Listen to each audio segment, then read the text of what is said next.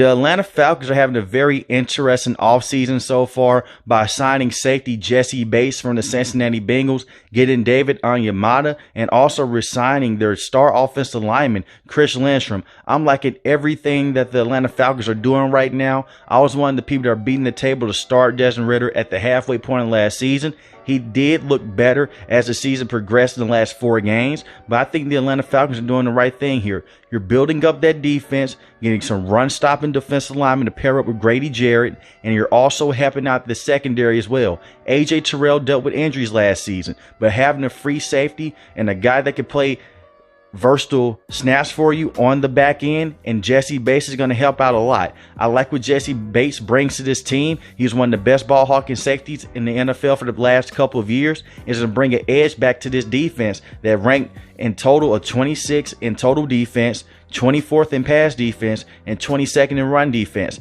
And it seems like overnight they're trying to rectify these problems. And in the NFL draft, you can go out there and get a guy like a Tyree Wilson to go and pair up with Grady Jarrett and David Onyemata so you can get some pass rush as well off the edge. And you look at this team offensively, signing Chris Lindstrom, re-signing Chris Lindstrom is a great move for this team. They need to get the offensive line right and keep that thing steady for Desmond Ridder. They like to run the football and play smash mouth football. That's been the motto of Arthur Smith over the last couple of seasons. Even when he had Matt Ryan there, they wanted to run the football a lot with Cordell Patterson and crew.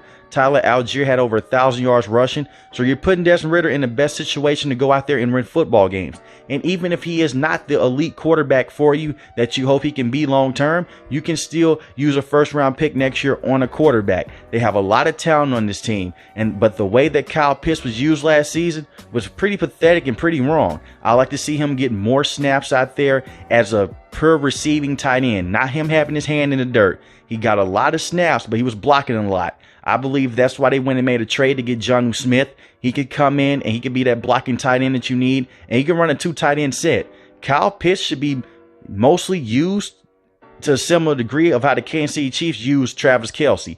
He's a guy that should be over the middle of the field and also get some snaps on the outside as well as a primary wide receiver. You're pairing that up with Drake London, who did have a good season last season, 117 targets, 72 catches for 866 yards and 4 touchdowns.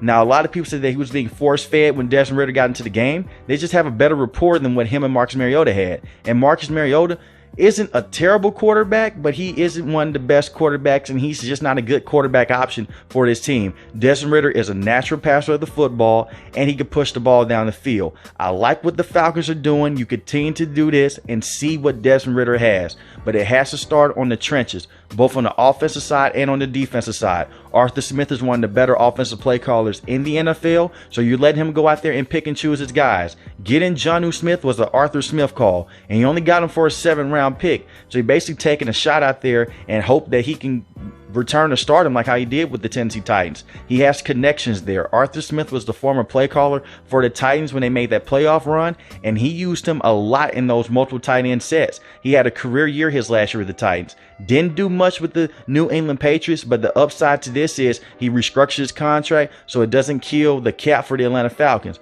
But you bolster this roster up as much as you can because you're not paying a quarterback any type of money. And I really do believe that Desmond Ridder can show signs of him being a future franchise quarterback for you.